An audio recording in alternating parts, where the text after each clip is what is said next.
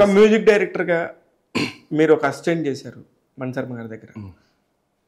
ఆ టైంలో మణిశర్మ గారు పెట్రోల్ ఏమడుతుంది, పవన్ కళ్యాణ్ వచ్చి బయట కూర్చునేవాడు, అన్ని చూసారా మీరు?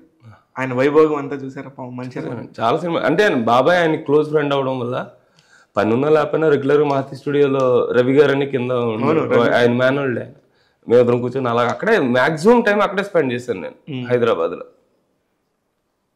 అదే అదే అప్పుడు మీ ఊహకి సంబంధించి ఎలాంటి ఉండేది అంటే ఒక ఆర్టిస్ట్ కానీ ఒక్కొక్కళ్ళు కానీ మూవ్ అయ్యే విధానం, ఒక్కొక్కడికి వచ్చే సక్సెస్ని బట్టి వాళ్ళు మారుతున్న విధానాన్ని దగ్గరుండి చూసుంటారు. అంటే ఎవరైతే తొందరగా మారిపోయారో వాళ్ళు తొందరగా ఫేడ్ అవుట్ అయిపోయారు. సింపుల్. ఎవరైతే నేలను చూసి నడిచిన వాళ్ళందరూ ఈరోజు నేల మీద హాయిగా బతుకుతున్నారు. అంతే సింపుల్. ఎంత బాగా చెప్పారు సార్. మీలో ఉన్న రైటర్ కనిపిస్తున్నారు. రైటర్ కాదు, అక్కడికి వచ్చి మాతి స్టూడియోలో వేరే స్టూడియోలో చెప్పులు కూడా ఇప్పకుండా లోపలికి వచ్చి కన్సోల్లో కూర్చున్న హీరోలను చూశాను నేను. చెప్పులు ఇప్పి మర్యాదగా స్టాండ్లో పెట్టి లోపలికి వచ్చిన పవన్ కళ్యాణ్ గారిని చూశాను. వీళ్ళని చూసాను, వాళ్ళని చూసాను.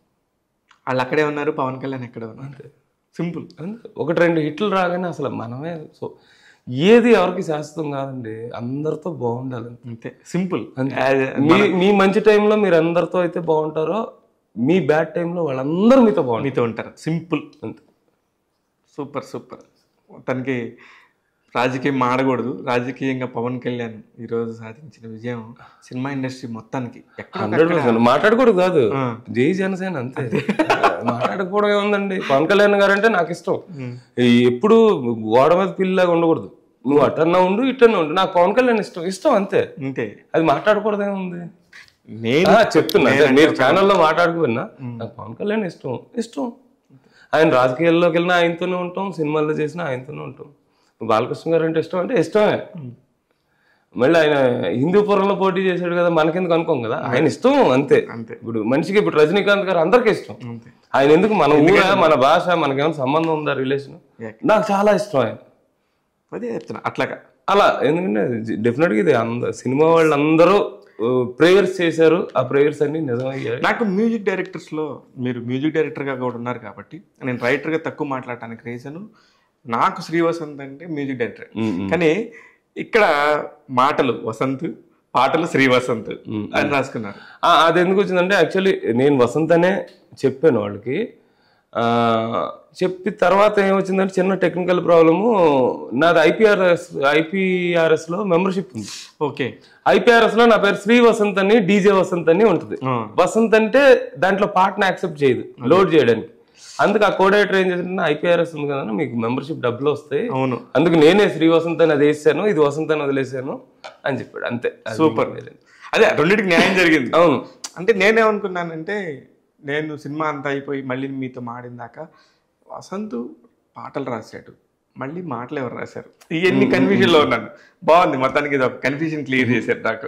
యాక్చువల్ 2 వసంతే వేయాలి, వాళ్ళు ఏంటంటే ఐపీఆర్ఎస్ ప్రాబ్లం వస్తుంది. నో, ఐపీఆర్ఎస్ ఇంపార్టెంట్ కదా, అది దాంతోనే మీకు మనీ వస్తుంది. రేపొద్దున ఈ పాటని ఎంతమంది పాడుకుంటారో, ఎంతమంది చిట్టి తల్లుల కోసం ఆ తండ్రి పాడుకుంటాడు కదా, అది చెప్పలేం. ఎనీవేస్ అన్న, అసలుకి మహారాజా సినిమా చూసి నిజంగా ఇన్స్పైర్ అయ్యి, అరే ఇలాంటి సినిమా గురించి మనం మాట్లాడాలి, మాడకపోతే నా తప్పొద్దు యాజ్ ఎ జర్నలిస్ట్ అని ఫీల్ అయ్యి, మహారాజాకి ఇప్పుడు నేను విజయ్ సేతుపతినో తమిళ వాళ్ళని తేలేను కాబట్టి దాని ప్రతినిధిగా మీతో మాట్లాడించుకున్నాను. I'm so happy. పెద్ద హిట్ సినిమాతో మళ్ళీ మా వసంతాన్ని కలవడం జరిగింది. మీరు ఇట్లానే పెద్ద పెద్ద విజయాలు సాధించి మీ ప్రో స్టూడియో ద్వారా కూడా ఎంతోమందికి అద్భుతమైన అవకాశాలు కల్పించాలి. సినిమా ఇండస్ట్రీకి ప్రస్తుతం చాలా నీడ్ ఉంది డబ్బింగ్ పరంగా. ఎందుకంటే ఇప్పుడు మనం వారాహి అని నేను ఒక స్టూడియో స్టార్ట్ చేశాను, ఈ సినిమాతోనే మొదలైంది. ఈ సినిమా సాంగ్స్ అక్కడే రాయటం జరిగింది, పాట. సో ఆ స్టూడియో సాగర్ సొసైటీలోనే ఒకసారి మహారాజా జరిగిన స్టూడియోని మీరందరికి చూపిస్తే అందరు ప్రొడ్యూసర్ డెఫినెట్ గా మా టీం వస్తారు, మీరు అక్కడ ఇది అని చెప్పండి, నేను కూడా వస్తాను.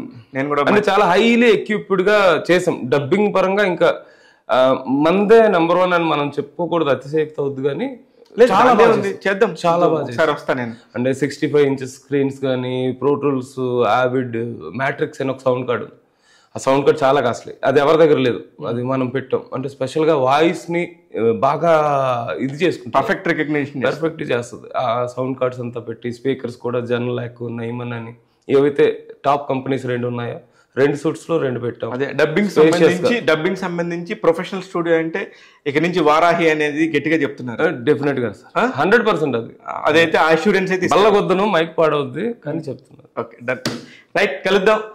మళ్ళీ ఇంకొక హిట్ వచ్చినప్పుడు మళ్ళీ మీతో హిట్ రాకపోయినా అప్పుడప్పుడు పలకరించండి. పలకరిస్తాంలే సార్. ట్యాగ్ తెలుగు ప్రేక్షకులకి ఇలాంటి మంచి మంచి ఇంటర్వ్యూస్తో గొప్ప గొప్ప మనుషుల్ని పరిచయం చేసే ఉద్దేశంతో నేను ముందున్నాను.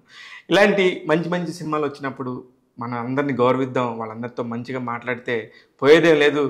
ఖచ్చితంగా చూస్తూనే ఉండండి ట్యాగ్ తెలుగు. నేను మీ శివ మల్లాల. Thank you.